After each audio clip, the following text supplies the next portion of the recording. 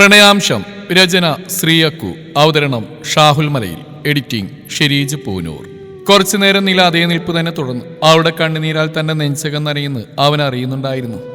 അത് തനിക്ക് വേണ്ടിയാണെന്ന് അറിഞ്ഞില്ലെങ്കിൽ കൂടി തന്റെ പെണ്ണിന്റെ ഓരോ തുള്ളി കണ്ണുനീരും തന്നെ ചുട്ടുപൊള്ളിക്കുന്നുണ്ടെന്ന തിരിച്ചറിവിൽ കാശി അവളെ ചേർത്ത് പിടിക്കാൻ തുടങ്ങുമ്പോഴാണ് അവൾ അവനിൽ നിന്നും പിടഞ്ഞു മാറിയത്. പെട്ടെന്നാണ് അവൾക്ക് താൻ എന്താണ് ചെയ്തെന്ന ബോധം വന്ന്. എന്തുകൊണ്ടോ കുറച്ചു മുന്നേയുള്ള തന്റെ പ്രവൃത്തി കാരണം അവൾക്ക് അവനെ മുഖമുയർത്തി നോക്കാനായില്ല. എന്നാൽ ഇതേ സമയം നിലയുടെ പെട്ടെന്നുള്ള പ്രവൃത്തിയിൽ ഞെട്ടി നിൽക്കുകയായിരുന്നു കാശിയും ആകാശും ധീരജും. ലച്ചുവിന് പിന്നെ നിലയുടെ മാനസികാവസ്ഥ അറിയാവുന്നതുകൊണ്ട് അവൾക്ക് നില ചെയ്തതിൽ വലിയ അത്ഭുതമൊന്നും തോന്നിയില്ല. എന്നിരുന്നാലും എല്ലാവരുടെയും മുമ്പിൽ വെച്ച് ഇങ്ങനെ കെട്ടിപ്പിടിക്കുമെന്ന് അവളും കരുതിയിരുന്നില്ല. ആ ഒരു ഞെട്ടൽ അവളിലും ഉണ്ടായിരുന്നു. ആദ്യത്തെ പകപ്പൊന്നു മാറിയതും കാശി തന്റെ മുന്നിൽ തലയാഴ്ത്തി നേങ്ങലടിക്കുന്നവൾ ഒരു നിമിഷം നോക്കി നിന്നു. പിന്നെ പതിയെ തന്റെ ഇരു കൈകളാലും അവളുടെ മുഖം തനിക്ക് നേരെ പിടിച്ചുയർത്തി. എന്താ പെണ്ണേ, എന്താ പറ്റിയത്? എന്തിനാ കരയുന്നത്? കാശിയുടെ നിഷ്കളങ്കമായ ചോദ്യം കേൾക്കും തോറും നിലയുടെ ചുണ്ടുകൾ വീണ്ടും വിതുമ്പാൻ തുടങ്ങി. ഞാൻ വേദനിപ്പിച്ചില്ലേ, അതുകൊണ്ടല്ലേ എന്നോടൊന്നും പറയാതെ പിണങ്ങിപ്പോന്ന്. എന്നോട് ദേഷ്യം തോന്നല്ലേ? എനിക്കൊന്നും അറിയില്ലായിരുന്നു. അറിയാണ്ട് പറഞ്ഞു പോയതാ. മനഃപൂർവ്വം വേദനിപ്പിക്കണമെന്ന് രീതി പറഞ്ഞല്ല. എൻ്റെ ഉള്ളിലെ വേദന കൊണ്ട് പറഞ്ഞു പോയതാ. അതും തെറ്റിദ്ധാരണയുടെ പുറത്ത്. ഇനി ഞാൻ ഒരിക്കലൊന്നും പറഞ്ഞ് കുറ്റപ്പെടുത്തില്ല. എന്നോട് പിണങ്ങല്ലേ? കുഞ്ഞുകുട്ടികളെ പോലെയുള്ള നിലയുടെ സംസാരം കേട്ട് കാശിക്ക് ഒരേ സമയം അത്ഭുതവും വാത്സല്യവും കുറ്റബോധവും തോന്നി. കുറ്റബോധം എന്തിനെന്നാൽ തൻ്റെ പ്രവൃത്തി അവളെ ഇത്രയേറെ വേദനിപ്പിച്ചല്ലോ എന്ന് കരുതിയായിരുന്നു. അതിനാൽ തന്നെ അവനൊരു ചെറുപുഞ്ചിരിയോട് അവളുടെ മുഖത്ത് നോക്കി തല വിലങ്ങനെ ആട്ടി. ആരാ പറഞ്ഞ് എൻ്റെ നിലപ്പെണ്ണ് കാരണം ഞാൻ ഇറങ്ങിപ്പോകുന്നെന്ന്? എനിക്കങ്ങനെ എൻ്റെ പെണ്ണിനോട് പിണങ്ങി ഇറങ്ങിപ്പോരാൻ പറ്റുമോ? പിന്നെ എൻ്റെ കുഞ്ഞിപ്പെണ്ണിൻ്റെ ഈ അമ്മക്കുട്ടി ഞാൻ സത്യങ്ങളെല്ലാം തുറന്നു വേണ്ടിട്ടും എന്നോടൊന്നും മിണ്ടാണ്ടിരിക്കുന്ന കണ്ടപ്പോൾ ഒരു കുഞ്ഞു വിഷമം തോന്നി. അത് വെറുതെ എൻ്റെ പെണ്ണിനെ കൂടി കാണിച്ച് വിഷമിപ്പിക്കണ്ടല്ലോ എന്ന് കരുതി കുറച്ചു നേരം ഒറ്റയ്ക്കിരിക്കാൻ ഇറങ്ങിയതാ. അല്ലാതെ എൻ്റെ പെണ്ണിനോട് പിണങ്ങി ഇറങ്ങിപ്പോന്നല്ല. അയ്യോ, എന്നാൽ ഇതിനാണ് എൻ്റെ പെണ്ണ് ഇത്ര നേരം കരഞ്ഞു വിളിച്ച്. അയ്യേ, മോശം മോശം. കുഞ്ഞിപ്പെണ്ണ് പോലും ഇങ്ങനെ കരയില്ലല്ലോ പെണ്ണേ. കാശി നിലയെ നോക്കി ചുണ്ടിൽ വിരൽ വെച്ച് കളിയായിക്കൊണ്ടിത് പറഞ്ഞു. അത്ര നേരം കരഞ്ഞുകൊണ്ടിരുന്ന നിലയുടെ കവിളുകൾ പരിഭവത്താൽ വീർത്തു. അതൊട്ടൊരു കൗതുകത്തോടെയാണ് കാശി നോക്കി നിന്നത്. അവളുടെ അങ്ങനെയുള്ള ഭാവങ്ങൾ കാണാൻ വേണ്ടി അവൻ വീണ്ടും ഓരോന്ന് പറഞ്ഞവളെ കളിയാക്കിക്കൊണ്ടിരുന്നു. എന്നാലും എൻ്റെ ലച്ചു, ഈ പെണ്ണിന്റെ പൊട്ടത്തരം കേട്ടിട്ടാണോ നിങ്ങളെല്ലാം ഓടിപ്പിടിച്ച് വന്നത്? കാശി ലച്ചുവിനെ നോക്കി കണ്ണിച്ചിമ്മി കാണിച്ച് നിലയെ നോക്കി പറയുന്ന കേട്ട് ലച്ചു എന്തോ മനസ്സിലായ പോലെ കാശിയെ നോക്കി ചിരിച്ചു. പിന്നല്ലാതെ എൻ്റെ കാശിയേട്ടാ, നിങ്ങളൊന്ന് കാണേണ്ടതായിരുന്നു. നിങ്ങൾ അവിടുന്ന് ഇറങ്ങിയപ്പോൾ തൊട്ട് തുടങ്ങിയതാ എനിക്കെൻ്റെ കാശിയേട്ടനെ കാണുന്ന പറഞ്ഞ് ഈ പെണ്ണിൻ്റെ കരച്ചിൽ. ഞങ്ങളൊക്കെ എത്ര സമാധാനിപ്പിക്കാൻ നോക്കിയിട്ടും പറ്റുന്നുണ്ടായിരുന്നില്ല. അതിൻ്റെ കൂടെ ഏട്ടൻ്റെ ഈ കൂട്ടുകാരെ ഏട്ടൻ്റെ കാർ ആക്സിഡൻ്റ് എന്ന് പറഞ്ഞു. അതും കൂടി കേട്ടതോടെ പിന്നെ ഇവള് കരഞ്ഞു വിളിച്ച് ഞങ്ങളെയും കൂടി ഇങ്ങോട്ട് പോന്നു. ഇവിടെ എത്തിയപ്പോൾ ദേ ഏട്ടൻ നല്ല ചുറുകീർക്കോടെ നിൽക്കുന്നു. അല്ല, ഞങ്ങൾക്ക് ഈ പാതിൽ പങ്കില്ല ഏട്ടാ. ഓഹോ, അങ്ങനെയാണല്ലേ? എന്നിട്ട് എന്നെ കാണാൻ ഓടിപ്പിടിച്ച് വന്നയാൾ ഇതുവരെയായിട്ട് എന്നോടൊന്നും മിണ്ടിയില്ലല്ലോ. മിണ്ട പോയിട്ടൊന്നും നോക്കുപോലും ചെയ്തില്ലല്ലോ. കാശി കുഞ്ഞു പരിഭവത്തോടെ പറയുന്ന കേട്ട് നില അവനെ ഒന്ന് പാളി നോക്കി. അതുകൊണ്ട് കാശി നിറഞ്ഞ മനസ്സാലെ തൻ്റെ പെണ്ണിനെ നോക്കി നിന്നു. അത്ര നേരം മനസ്സിൽ കുമിഞ്ഞുകൂടിയ എല്ലാ വിഷമവും വേദനയും അവളുടെ ഈ പറയാതെ പറയുന്ന സ്നേഹം കൊണ്ട് ഇല്ലാതാവുന്നത് അവൻ അറിഞ്ഞു. ഇപ്പം നിനക്ക് സമാധാനമില്ല എൻ്റെ നിലക്കുട്ടി? ലച്ചു നിലയുടെ അടുത്തേക്ക് നിന്ന് അവളെ ചേർത്ത് പിടിച്ച് ചെറുപുഞ്ചിരിയോടത് ചോദിച്ചതും നില അവളെ കൂർപ്പിച്ച് നോക്കി. അത് കണ്ട് ലച്ചു അവളെ നോക്കി ഇളിച്ച് കാണിച്ചു. അല്ല ഏട്ടാ, ഏട്ടൻ്റെ കാർ കിട്ടിയ കുട്ടി ഇപ്പം എങ്ങനെയുണ്ട്? കുഴപ്പമൊന്നുമില്ലല്ലോ? ധീരജിന്റെ ചോദ്യമാണ് അവരെയെല്ലാം അങ്ങനെ ഒരു കാര്യം ഓർമ്മിപ്പിച്ചു തന്നെ. അവിടെ നിൽക്കുന്നവർക്കെല്ലാം അതിനുത്തരം അറിയണമെന്ന് ആഗ്രഹമുണ്ടായതുകൊണ്ട് തന്നെ എല്ലാവരുടെ നോട്ടവും കാശിക്ക് നേരെയായി. She's fine. ചെറിയൊരു മുറിവുണ്ടായിരുന്നുള്ളൂ. ആൾ ഡ്രസ് ചെയ്തിട്ടുണ്ട്. ഡോക്ടർ കുഴപ്പമില്ല പോയിക്കോളൂ എന്ന് പറഞ്ഞിട്ടും ആ കുട്ടിയുടെ കൂടെ വന്ന ആൾ ഇപ്പോഴും ഓരോന്ന് പറഞ്ഞ് അവിടെ നിൽക്കുന്നുണ്ട്. എന്താണ് കാശിയാണ് അവരുടെ ഉദ്ദേശം? അത് തന്നെയാ. അവരുടെ സംസാരത്തിൽ നിന്ന് അതാണ് എനിക്ക് മനസ്സിലായത്. ഇങ്ങനെ കുറേ എണ്ണം ഇറങ്ങിയിട്ടുണ്ട്. സ്വന്തം കുട്ടികളെ ശ്രദ്ധിക്കാൻ നടക്കും. എന്നിട്ട് അവർക്ക് എന്തെങ്കിലും പറ്റി അതിൽ നിന്ന് എങ്ങനെ കാശുണ്ടാക്കാൻ നോക്കി നടക്കുന്ന കുറേ എണ്ണം. ഇവന്മാരൊക്കെ പിടിച്ച് 4 പൊട്ടിക്കാൻ വേണ്ട. ഞാനൊന്ന് കയറി കാണട്ടെ അവനെ. വേണ്ട അച്ചു, അവർക്ക് എന്താണെന്ന് വെച്ചാൽ കൊടുത്തു വിട്ടേക്ക്. എന്തെന്നാലും നമ്മുടെ കാറായിട്ട് പറ്റിയ മുറിവല്ലേ? ആരായി പറയുന്നത്? ഇങ്ങനെയുള്ള അവന്മാർ ആദ്യം കൈവെക്കുന്ന ഐറ്റാണല്ലോ. എന്നിട്ടിപ്പോൾ എന്തു പറ്റി? ആകാശ് കാശിയെ നോക്കി ചോദിക്കുമ്പോഴും കാശിയുടെ കണ്ണുകൾ നിലയുടെ മേലായിരുന്നു. അത് കണ്ടപ്പോൾ തന്നെ ആകാശിനെ കാര്യം പിടികിട്ടി. പെങ്ങൾക്ക് വയലൻസ് ഇഷ്ടമില്ലാത്തതുകൊണ്ട് ഒതുങ്ങിയതാണല്ലേ കാശിക്കുട്ട. നടക്കട്ടെ. എന്നാ പിന്നെ നമുക്ക് പോയാലോ? വെറുതെ ഇങ്ങനെ ഹോസ്പിറ്റലിൽ നിൽക്കേണ്ട ആവശ്യമില്ലല്ലോ. പോവാം. ഞാനവിടെ കാര്യം നീരവനെ ഏൽപ്പിച്ചിട്ടുണ്ട്. അവൻ സെറ്റിൽ ചെയ്തോളവരെ. എൻ്റെ കുഞ്ഞവിടെ പനിച്ചെടുക്കുക. ഡോക്ടർ കൊടുത്ത ഇഞ്ചക്ഷൻ്റെ എഫക്റ്റ് കഴിയാറായിട്ടുണ്ട്. അത് കഴിഞ്ഞ് അവൾ ഉണ്ടെന്ന് കരയാൻ തുടങ്ങും. അപ്പോഴേക്കും ഞങ്ങളവിടെ വേണം. ഇല്ലെങ്കിൽ കരഞ്ഞ് പനി കൂട്ടും. കുഞ്ഞിപ്പെണ്ണിനെ കുറിച്ച് വേവലാതിയോടെയുള്ള കാശിയുടെ സംസാരമാണ് നിലയെയും അങ്ങനെ ഒരു കാര്യം ഓർമ്മിപ്പിച്ച്. പിന്നെ അവൾക്ക് എത്രയും പെട്ടെന്ന് കുഞ്ഞിപ്പെണ്ണിൻ്റെ അടുത്തെത്തിയാൽ മതിയെന്നായി. അവളുടെ മുഖഭാവത്തിൽ നിന്ന് കാശിക്കും അത് മനസ്സിലായി. അതേ ഏട്ടൻ പറഞ്ഞാൽ ശരിയാ. ഏട്ടനൊരു ദിവസം കാണാത്തതുകൊണ്ട് കരഞ്ഞു വരുത്തിയ പനിയാ. ഇനി ഉണർന്നു കഴിയുമ്പോൾ കണ്ടില്ലെങ്കിൽ അത് പ്രശ്നമാവും. ലച്ചു കൂടി പറഞ്ഞു. അവർ പിന്നെ അധികം അവിടെ നിൽക്കാതെ വീട്ടിലേക്ക് തിരിച്ചു. തിരിച്ചുള്ള യാത്രയിൽ കാശിയും നിലയെ ഒരു കാറിലും ധീരജും ലച്ചു അവർ വന്ന കാറിലും ആകാശ് അവന്റെ കാറിലുമാണ് പോകുന്നത്. ആ സമയമെല്ലാം കാശിയും നിലയും തീർത്തും മൗനമായിരുന്നു. എന്നിരുന്നാലും ഇടയ്ക്കിടെ ഇരുവരുടെയും കണ്ണുകൾ പരസ്പരം പരിഭവമോ പ്രണയമോ കുറ്റബോധമോ അങ്ങനെ എന്തെല്ലാമോ പങ്കുവെക്കുന്നുണ്ടായിരുന്നു. തിരികെ ഒരുമിച്ച് കയറി വരുന്ന കാശിയെയും നിലയും കണ്ടപ്പോഴാണ് ബാക്കി ദ്വാരകയിലുള്ളവർക്ക് സമാധാനമായത്. എല്ലാവർക്കും ഒരു ചെറുപുഞ്ചിരി സമ്മാനിച്ചുകൊണ്ട് ഇരുവരും വേഗം കുഞ്ഞിപ്പെണ്ണിന്റെ അടുത്തേക്ക് പോയി. അവിടെ ചെല്ലുമ്പോൾ തന്നെ കണ്ടു കുഞ്ഞിന്റെ ഇടവും വലം ഇരിക്കുന്ന നിലയെയും നിതയെയും. അവർക്ക് ഒരു ചെറുപുഞ്ചിരി സമ്മാനിച്ച് ഇരുവരും കുഞ്ഞിപ്പെണ്ണിന്റെ അടുത്തേക്ക് നടന്നു. എന്നാൽ ആ സമയം കാശിയുടെയും നിലയുടെയും ചുണ്ടിൽ തെളിഞ്ഞ പുഞ്ചിരി കണ്ട് നിളയും നിതയും നിറഞ്ഞ സന്തോഷത്തോടെ പരസ്പരം നോക്കി പുഞ്ചിരിച്ച് അവിടുന്ന് പതിയെ പുറത്തേക്ക് ഇറങ്ങി. അതേസമയം തന്നെ കുഞ്ഞിപ്പെണ്ണൊന്ന് ചിണുങ്ങിക്കൊണ്ട് കണ്ണു തുറന്ന് കാശി പറഞ്ഞ പോലെ തന്നെ സംഭവിച്ചേണ്ട നില അവനെ കണ്ണുവിടർത്തി നോക്കി. അവിടെ ആ നോട്ടം കണ്ട് അവനവളെ നോക്കി കണ്ണു ചിമ്മി. അത് കണ്ടത് അവളൊരു പതർച്ചയോടെ അവനിൽ നിന്നും നോട്ടം മാറ്റി കുഞ്ഞിപ്പെണ്ണിന്റെ അടുത്തായി ബെഡിലേക്ക് ഇരുന്നു. കുഞ്ഞിപ്പെണ്ണാണെങ്കിൽ തന്റെ അച്ഛയെ കണ്ടതും ആ കുഞ്ഞ് നീലമിഴികൾ വിടർത്തി അവനെ നോക്കി. ഒരു പാൽപുഞ്ചിരി തൂകി. അത് കണ്ട് കാശി നിറഞ്ഞ വാത്സല്യത്തോടെ അവിടെ ആ കുഞ്ഞു നെറ്റിയിൽ ചുണ്ടുപതിപ്പിച്ചു. പിന്നീട് അങ്ങോട്ട് ഫ്രഷ് ആവാനല്ലാതെ കാശി അവിടെ അടുത്തൊന്നും മാറിയിരുന്നില്ല. അതുകൊണ്ട് തന്നെ പനി വന്ന വഴി പോയി. നിലയാണെങ്കിൽ ആദ്യത്തെ പോലെയുള്ള ഒളിച്ചുകളി തുടങ്ങി. ആദ്യത്തേനേക്കാൾ ഇപ്പോൾ കാരണങ്ങൾ ഏറെയാണ്. അവൾക്ക് ഒളിച്ചു നടക്കാനൊന്ന് കാശിയാണ് അന്ന് തന്റെ കൂടെ ഉണ്ടായിരുന്നെന്നും തന്നിലെ സ്ത്രീയെ മുഴുവനായും കണ്ടതും അറിഞ്ഞുവെന്നൊരു ചളിപ്പും പിന്നെ ഒന്ന് തന്നെ അവനെ ഒരുപോലെ കുടിക്കുകയാണെന്ന് മനസ്സിലാക്കാതെ അവനെ മാത്രം കുറ്റപ്പെടുത്തി ഓർത്തുള്ള കുറ്റബോധവും പിന്നൊന്ന് അവന്റെ കുറുമ്പോടെയും കുസൃതിയോടെയുള്ള നോട്ടം താങ്ങാൻ പറ്റാത്തതുകൊണ്ടും അങ്ങനെ തുടങ്ങി നിരവധി കാരണങ്ങൾ കൊണ്ട് അവൾ അവന്റെ നിഴൽവട്ടം കാണുമ്പോൾ തന്നെ മുങ്ങും.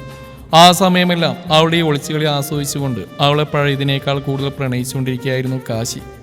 പിന്നീട് അങ്ങോട്ടുള്ള ഓരോ ദിവസവും ദ്വാരകയിൽ നിളയുടെയും ജോയിലിന്റെയും മനസ്സമ്മത്തിന്റെ തിരക്കായിരുന്നു. ഡ്രസ്സ് എടുക്കലും ഗോൾഡ് എടുക്കലും ഒക്കെ ആ ദിവസങ്ങളിൽ തകൃതിയായി നടന്നുകൊണ്ടിരുന്നു. ബാക്കി ഡെക്കറേഷന്റെ കാര്യങ്ങളെല്ലാം ഈവന്റ് മാനേജ്മെന്റിനെ ഏൽപ്പിച്ചു. ഫുഡും one of the best catering സർവീസിനെ ഏൽപ്പിച്ചു. ഈ ദിവസങ്ങളിലെല്ലാം നിലയുടെ കണ്ണുകൾ കാശിയിൽ മാത്രമായിരുന്നു. അവൾ അറിയാതെ തന്നെ അവളുടെ മനസ്സിൽ ഓരോ ദിവസവും ചെല്ലും തോറും അവനോടുള്ള പ്രണയം വളർന്നുകൊണ്ടിരുന്നു. അവളുടെ ഈ മാറ്റമെല്ലാം കാശിക്കും തിരിച്ചറിയാൻ സാധിക്കുന്നുണ്ടായിരുന്നു. അതിനാൽ അവനും ആ ദിവസങ്ങളിൽ ഏറെ സന്തോഷവാനായിരുന്നു. അങ്ങനെ എല്ലാവരും കാത്തിരുന്ന ദിവസം വന്നെത്തി. ഇന്നാണ് ജോയലിന്റെയും നിളയുടെയും മനസ്സമ്മതം. രാവിലെ തന്നെ എല്ലാവരും കൊണ്ടുപിടിച്ച തിരക്കിലായിരുന്നു. ലച്ചു, നിമ്മിയും ഭാരതിയമ്മയും ആകാശിന്റെ അച്ഛനും അമ്മയും ധീരജിന്റെ വീട്ടുകാരൊക്കെ തലേ ദിവസം തന്നെ എത്തിയതുകൊണ്ട് എല്ലാ കാര്യങ്ങൾക്കും ഓടി നടക്കാൻ അവരെല്ലാം ഉണ്ടായിരുന്നു. പക്ഷേ അങ്ങനെ അവരെല്ലാം ഉണ്ടായിരുന്നെങ്കിലും നിളയുടെ ഏട്ടന്റെ സ്ഥാനത്ത് നിന്ന് എല്ലാ കാര്യങ്ങളും മുന്നിൽ നിന്ന് ചെയ്തിരുന്നത് കാശി തന്നെയായിരുന്നു. പള്ളിയിലേക്ക് പോകേണ്ട സമയാവറായതും എല്ലാവരും വേഗം അവരവരുടെ മുറികളിലേക്ക് റെഡിയാവാൻ പോയി. കാശി ബ്യൂട്ടീഷ്യനെല്ലാം സെറ്റ് ചെയ്തുകൊണ്ട് നില ഒഴികെ പെൺപടകൾ മുഴുവനൊരു മുറിയിലായിരുന്നു ഒരുങ്ങാൻ കയറിയത്. അതുപോലെ തന്നെ മറ്റൊരു മുറിയിൽ ആൺപടകളും നിലയെ ആവുന്നത്ര വിളിച്ചു നോക്കിയെങ്കിലും അവൾക്ക് ഈ മേക്കപ്പ് ചെയ്യുന്നതിലൊന്നും അധികം ഇഷ്ടമില്ലാത്തതുകൊണ്ട് അവൾ അതെല്ലാം സ്നേഹത്തോടെ നിരസിച്ച് സ്വന്തം മുറിയിലേക്ക് പോയി. ആദ്യം തന്നെ കുഞ്ഞിപ്പെണ്ണിനെ നല്ല സുന്ദരി കുട്ടിയായി ഒരുക്കി ഒരു ലാവൻഡർ കളറിലുള്ള ഒരു കുഞ്ഞി ഫ്രോക്കായിരുന്നു കുഞ്ഞിപ്പെണ്ണിൻ്റേത്. അവൾ ഒരുക്കി കിടത്തിയതിന് ശേഷം നില തനിക്ക് വേണ്ടി കാശി ടേബിൾ വെച്ചിരിക്കുന്ന ഷോപ്പറിൽ നിന്ന് ഡ്രസ്സ് പുറത്തേക്ക് എടുത്ത് നോക്കി. അതൊരു light lavender colour thread embroidery organza സാരിയും dark violet colour thread worked ബ്ലൗസുമായിരുന്നു. ആ സാരി അവൾക്ക് ഒത്തിരി ഇഷ്ടമാവുകയും ചെയ്തു. അതുകൊണ്ട് തന്നെ അവൾ വേഗം കൊടുത്തിരുന്ന സാരി മാറി അതെടുത്ത് കൊടുത്ത് മുടി കെട്ടാൻ തുടങ്ങുമ്പോഴാണ് കാശി മുറിയിലേക്ക് വന്നത്. ആദ്യം തന്നെ അവന്റെ കണ്ണുകളുടക്കിയത് താനെടുത്ത സാരിയിൽ തിളങ്ങി നിൽക്കുന്ന തന്റെ പെണ്ണിലേക്കായിരുന്നു. എന്നാൽ അടുത്ത നിമിഷം അവന്റെ മുഖത്തെ തിളക്കം നഷ്ടമായി. അവളുടെ സിമ്പിൾ ഒരുക്കും ആ നിൽപ്പം കണ്ട് അവൻ മുഖം വീർപ്പിച്ച് അവളിൽ നിന്ന് മുഖം തിരിച്ച് കുഞ്ഞിപ്പെണ്ണിനെ നോക്കി അവളുടെ അടുത്തേക്ക് പോയി. അച്ഛന്റെ പൊന്ന് സുന്ദരി കുട്ടിയായല്ലോ. കാശി കട്ടിൽ കിടക്കുന്ന കുഞ്ഞിപ്പെണ്ണിനെ കൊഞ്ചിച്ചുകൊണ്ട് നെറ്റിയിൽ മുത്തിയതും കുഞ്ഞിപ്പെണ്ണ് അവനെ നോക്കി വായിൽ ഒരു വിരലിട്ട് ചിരിച്ചു കാണിച്ചു. അത് കണ്ട് കാശി അവളുടെ കുഞ്ഞിമൂക്കിലൊന്ന് ചുണ്ടിയേർത്ത് അവളിൽ നിന്ന് അകന്നു മാറി തന്റെ ഡ്രസ്സ് എടുത്ത് ഡ്രസ്സിംഗ് റൂമിലേക്ക് പോയി റെഡിയായി വന്നു. അവനും ലാവൻഡർ കളറുള്ള സ്യൂട്ട് സെറ്റും അതിനുള്ളിൽ വൈറ്റ് ഷർട്ടുമാണ് ധരിച്ചിരുന്നത്. ഡ്രസ്സിംഗ് കഴിഞ്ഞതിന് ശേഷം അവൻ തന്റെ ഹെയർ ജെൽ വെച്ച് സെറ്റ് ചെയ്തു. അതിനുശേഷം വലതയിലൊരു വാച്ചും കെട്ടി. ഈ സമയമെല്ലാം നില അവനെ തന്നെ നോക്കി നിൽക്കുകയായിരുന്നു. അവൻ തന്നെ ഒന്ന് ശ്രദ്ധിക്കുന്ന പോലെന്ന് കണ്ട് നിലയുടെ കവിളുകൾ പരിഭവത്താൽ വീർത്തു. അതുകൊണ്ട് തന്നെ അവൾ പിന്നെ അവിടെ നിൽക്കാതെ പിണങ്ങിക്കൊണ്ട് കുഞ്ഞിപ്പെണ്ണിനെ എടുത്ത് പുറത്തേക്ക് പോകാൻ വേണ്ടി തുടങ്ങുന്നത് കണ്ട് കാശി അവളെ തടഞ്ഞു. കുഞ്ഞിനെ ഞാൻ എടുത്തോളാം നില. കാശിയുടെ വാക്കിൽ കേട്ട് നില കുഞ്ഞിപ്പെണ്ണിനെ അവിടെ തന്നെ കിടത്തി. പരിഭവം കൊണ്ട് ഒന്നുകൂടി വീർത്ത കവിളുമായി പുറത്തേക്ക് ഇറങ്ങാൻ തുടങ്ങുന്നതിന് മുമ്പ് തന്നെ കാശിയുടെ കൈകൾ അവളുടെ കൈകളിൽ പിടുത്തമിട്ടിരുന്നു. ആദ്യമൊന്നും ഞെട്ടിയെങ്കിലും അടുത്ത നിമിഷം അവളുടെ ചുണ്ടിലൊരു കുഞ്ഞ് പുഞ്ചിരി വിരിഞ്ഞു. എന്നാൽ തന്നെ ഇത്ര നേരം അവൻ മൈൻഡ് ചെയ്തില്ലല്ലോ ഓർത്തുകൊണ്ട് അവൾ മുഖം വീർപ്പിച്ച് അങ്ങനെ തന്നെ നിന്നു. എന്നാൽ കാശി അവൾ ഒറ്റ വലിക്ക് തന്റെ കൈക്കുള്ളിലാക്കി. അങ്ങനെ ഒരു നീക്കം പ്രതീക്ഷിക്കാത്തതുകൊണ്ട് തന്നെ അവൾ വിറയലോടെ അവനിൽ നടന്നു മാറാൻ തുനിഞ്ഞു. എന്നാൽ അത് മുൻകൂട്ടി കണ്ട പോലെ കാശി അവളുടെ ഇടുപ്പിലൂടെ കൈയിട്ട് പൊക്കിയെടുത്ത് മിറർ സ്റ്റാൻഡിന് മുമ്പിൽ കൊണ്ടുവന്നിരുത്തി. നീല അപ്പോഴും എന്തോ പോയി എന്തിനെയോ പോലെ ഇരിക്കുകയായിരുന്നു. കാരണം അവൾക്ക് എന്താണ് നടക്കുന്നതെന്നും മനസ്സിലാവുന്നുണ്ടായിരുന്നില്ല. കാശി ആദ്യം തന്നെ അവൾ വെറുതെ ക്ലിപ്പിട്ട് വെച്ചിരുന്ന മുടി മൊത്തത്തിൽ ക്ലിപ്പിട്ട് ഒതുക്കി വെച്ചു. അതിനുശേഷം ആദ്യം മുഖത്ത് പ്രൈമർ അപ്ലൈ ചെയ്തു. അതിനുശേഷം ലേറ്റായിട്ട് ഫൗണ്ടേഷനും ഹൈലൈറ്ററും ഇട്ട് അതിനു മുകളിൽ കോമ്പാക്ട് പൗഡർ ടച്ചപ്പ് ചെയ്ത് ഐബ്രോസിൽ മസ്കാര ഇട്ട് ഇരുകണ്ണുകളും കടുപ്പിച്ചെഴുതി സ്മോക്കി ചെയ്തു. പിന്നെ ലിപ്പിൽ ലിപ്പ് കളർ ലിപ് ബാമും നെറ്റിയിൽ പർപ്പിൾ കളർ സ്റ്റോൺ പൊട്ടും തൊട്ട് മുഖത്തെ മേക്കപ്പ് എല്ലാം കഴിഞ്ഞതും മുടിയിൽ കുത്തിയിരുന്ന ക്ലിപ്പ് ഊരി മാറ്റി മുടി ഉടർത്തിയിട്ട് അത് ഫ്രണ്ടിലേക്ക് ഇരുവശത്തേക്കുമായി കേൾ ചെയ്തിട്ട് കബോർഡിൽ നിന്ന് ഒരു ജ്വല്ലറി ബോക്സ് എടുത്ത് അതിൽ നിന്നും പർപ്പിൾ കളർ സ്റ്റോൺ വെച്ചുള്ള ഒരു സിംഗിൾ നെക്ക് പീസും അതേ കളർ സിംഗിൾ സ്റ്റോൺസ് വെച്ചിട്ടുള്ള ഓരോ വളകളും ഇയറിങ്സും അവളെ അണിയിച്ചു. മൊത്തത്തിൽ ഒരിക്കലെല്ലാം കഴിഞ്ഞതും കാശി നിലയെ നോക്കി പുഞ്ചിരിച്ച് അവളുടെ മുമ്പിൽ നിന്നും മാറി നിന്നു. അപ്പോഴാണ് നില സ്വപ്നലോകത്തുനിന്ന് പുറത്തു വന്ന പോലെ മിററിലേക്ക് നോക്കിയത്. അവൾക്കൊരു നിമിഷം മുന്നിൽ കാണുന്ന തൻ്റെ പ്രതിബിംബത്തിലുള്ളത് താൻ തന്നെയാണോ എന്ന് തോന്നിപ്പോയി. കാരണം അത്രയും മാറ്റമുണ്ടായിരുന്ന അവളുടെ ആ രൂപത്തിന്. ഒന്നും ഓവറായിട്ട് ചെയ്തിട്ടില്ലെങ്കിലും നല്ല ഭംഗിയുണ്ടായിരുന്നു അവളെ കാണാൻ. അതിനാൽ തന്നെ അവൾ തന്നെ ഇത്രയും മനോഹരമാക്കി ഒരുക്കിയ കാശിയെ കാണാൻ വേഗം ഇരുന്നിടത്ത് എഴുന്നേക്കാൻ നോക്കി. എന്നാൽ അതിനനുവദിക്കാതെ കാശി ചേർന്ന പുറകിലൂടെ അവളിലേക്ക് ചാഞ്ഞു നിന്ന് അവളുടെ തോളിലുള്ള മുടി നീക്കിയിട്ട് അവിടെ താടി കുത്തി നിന്നു. എങ്ങനെയുണ്ട് എൻ്റെ പെണ്ണിന് ഇഷ്ടമായോ? നിന്റെ കാശിയായിട്ട് ഒരുക്കി തന്ന ഒരിക്കലും നിന്റെ തുമ്പപ്പൂ പോലെ നരുമല്യമുള്ള സൗന്ദര്യത്തിൻ്റെ അടുത്തൂലെത്തില്ല എന്നറിയാം. എങ്കിലും എന്തുകൊണ്ടോ എൻ്റെ പെണ്ണിനെങ്ങനെ ഒരുങ്ങിക്കാണാനൊരു കൊതി, അതുകൊണ്ട് ഒരുക്കിയതാ. എങ്ങനെയുണ്ട്, കൊള്ളാവോ? അവൻ്റെ ചോദ്യത്തിന് അവൾക്കൊന്ന് മൂളാൻ മാത്രമേ അപ്പോൾ കഴിഞ്ഞിരുന്നുള്ളൂ. കാരണം കാശി തന്നെ ഇത്ര മനോഹരമായി ഒരുക്കിയിരിക്കുന്നതുകൊണ്ട് തന്നെ അവൾ നാണുകൊണ്ട് പൂത്തുലഞ്ഞിരിക്കുകയായിരുന്നു. അതിനൊപ്പം തൻ്റെ തോളിലിരിക്കുന്നവൻ്റെ മുഖവും സംസാരിക്കുമ്പോൾ കഴുത്തിടുക്കിലേക്കും കാതിലേക്കും അടിക്കുന്നവൻ്റെ ചുടുനിശ്വാസം അവളുടെ മുഖത്തെ ചുവപ്പ് രാശി പടർത്തി. ഇതാണ് ഞാൻ എൻ്റെ പെണ്ണിൻ്റെ മുഖത്ത് ബ്ലഷിടായിരുന്നു. കണ്ടില്ലേ, മുഖാകെ ചുവന്ന് തുടുത്തിരിക്കുന്നു. കാശി നിലയുടെ മുഖം ചുവന്ന് കയറിയത് കണ്ട് അവളുടെ കവിളിലൂടെ വിരലോടിച്ച് നഗ്നമായ തോളിൽ ചുണ്ടമർത്തി പറയുന്നു കേട്ട് അവളുടെ ശരീരത്തിലൂടെ ഒരു മിന്നൽ പ്രവാഹം കടന്നുപോയി. ഇനിയും ഇങ്ങനെ ഇരുന്നാൽ താനിപ്പോൾ വിറയിൽ കൂടി ബോധം കെട്ട് വീഴുമെന്ന് തോന്നിയുകൊണ്ട് നിലവേഗം ഇരുന്നിടത്ത് ചാടി എഴുന്നേറ്റു. പെട്ടെന്നുള്ള അവളുടെ എഴുന്നേൽക്കലിൽ കാശി പുറകോട്ടൊന്ന് ചാഞ്ഞെങ്കിലും നേരെ നിന്ന് തനിക്ക് മുമ്പിൽ തലകുനിച്ച സാരിത്തുമ്പ് കൈവിരൽ കൊണ്ട് ചുഴറ്റി നിൽക്കുന്നവളെ തന്നിലേക്ക് ചേർത്ത് പിടിച്ചു. അതുകൂടിയായതും നില പൂക്കുല പോലെ വിറക്കാൻ തുടങ്ങി. കാശിയേട്ടാ, സമയായി, പോകണ്ടേ? പോകണോ? അവളൊന്നുകൂടി തന്നിലേക്ക് ചേർത്ത് പിടിച്ച് പതിഞ്ഞ സ്വരത്തിൽ അവൻ ചോദിച്ചതും അവൾ മുഖമുയർത്തി അവനെ നോക്കി ഉമിനീർ വിഴുങ്ങിക്കൊണ്ട് പോകണമെന്ന് തലയാട്ടി.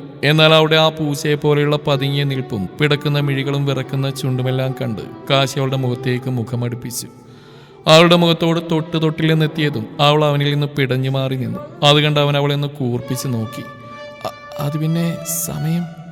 അവളുടെ പതറിക്കൊണ്ടുള്ള പറച്ചിൽ കേട്ട് കാശി അവളൊന്ന് ഇരുത്തി നോക്കി. അല്ല, കുഞ്ഞ് കരയും. അവളുടെ അടുത്ത ഡയലോഗ് കേട്ട് അവൻ ബെഡിൽ കിടക്കുന്ന കുഞ്ഞിപ്പെണ്ണിനെ നോക്കി. ആളവിടെ കയ്യും കാലൊക്കെ വായിലേക്ക് എടുത്തു വെച്ച് അച്ഛനും അമ്മയും എന്ത് വേണമെങ്കിലും ആയിക്കോ എന്ന് പറഞ്ഞ് ഫുൾ കളിയിലാണ്. അതുകൊണ്ട് കാശി അവളെ നോക്കി കണ്ണുരുട്ടി. അവൻ്റെ കണ്ണുരുട്ടൽ കണ്ടത് അവളെ നോക്കി ചിരിക്കാൻ ശ്രമിച്ചു. പക്ഷേ അതൊരു വളിച്ച ചിരിയായി പോയെന്ന് മാത്രം. എന്നാൽ അവളുടെ വെപ്രാളവും പരമവേശവും എല്ലാം കണ്ട് കാശിക്ക് ചിരി പൊട്ടുന്നുണ്ടായിരുന്നു. പക്ഷെ ഇപ്പോഴെങ്ങാനും ചിരിച്ച പെണ്ണ് മുഖം വീർപ്പിക്കുന്ന അറിയാവുന്നതുകൊണ്ട് അവനത് കടിച്ച് പിടിച്ച് പോവാ. കാശി പറയുന്ന കേട്ട് ആശ്വാസത്തോടെ കുഞ്ഞിനെ എടുത്ത് പുറത്തേക്ക് ഇറങ്ങാൻ തുടങ്ങുന്നവൻ്റെ പുറകെ തന്നെ നിലയും നടന്നു. എന്നാൽ ഡോറിനരികിലെത്തിയത് അവൻ ഞൊടിയിടയിൽ തിരിഞ്ഞ് അവളുടെ ചുണ്ടിലൊരു കുഞ്ഞു മുത്തവും നൽകി. അവൾ നോക്കി സൈറ്റ് അടിച്ച് കാണിച്ച ഒരു കൈ കൊണ്ട് കുഞ്ഞിപ്പെണ്ണിനെ നെഞ്ചിലേക്ക് ചേർത്ത് പിടിച്ച് മറു കൈ കൊണ്ട് അവളെയും പിടിച്ച് സ്റ്റെയർ ഇറങ്ങാൻ തുടങ്ങി. എന്നാൽ അപ്പോഴും അവൻ അല്പം മുമ്പ് നൽകിയ ഷോക്കിൽ നിന്ന് പുറത്തു വരാതെ അവന് തന്നെ കണ്ണുമിഴിച്ച് നോക്കി. അവനപ്പോൾ ഒരു പാവയെ പോലെ നടന്നു നീങ്ങിയായിരുന്നു നില.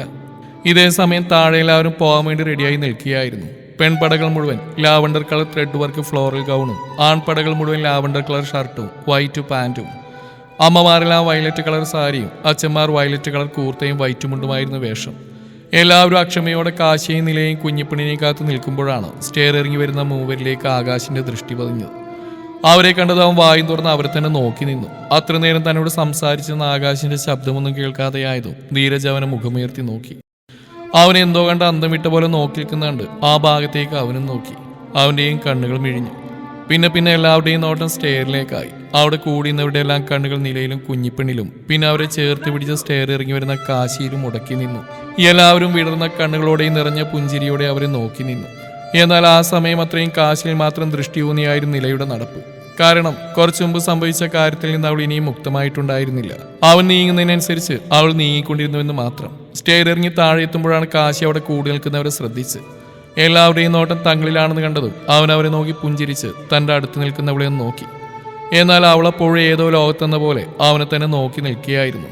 അത് കുറച്ചു മുമ്പ് കിട്ടിയ ഉമ്മയുടെ എഫക്റ്റാണെന്ന് മനസ്സിലായതുകൊണ്ട് തന്നെ അവൻ ആരും കാണാതെ അവളെ ചുറ്റിപ്പിടിച്ച് കൈക്കുള്ളിലൂടെ ഇടുപ്പിൽ നിന്ന് സാരി അല്പം നീക്കി അവിടെ ഒരു നുള്ളി വെച്ച് കൊടുത്തു. പെട്ടെന്ന് തന്നെ ശരീരത്തിലേറ്റ നോവിൽ നില നിന്നിടത്തുനിന്നും തുള്ളിപ്പോയി. എന്നാൽ അവളിലുണ്ടായ മാറ്റം മറ്റാർക്കും മനസ്സിലാവാതിരിക്കാൻ കാശി വേഗം അവളെ ചേർത്ത് പിടിച്ച് നുള്ളിയെടുത്ത് പതിയെ തഴുകി. അവന്റെ കരസ്പർശനമേറ്റതും വിറച്ചുകൊണ്ട് അവളവന് മിഴിഞ്ഞ കണ്ണാലെ നോക്കി.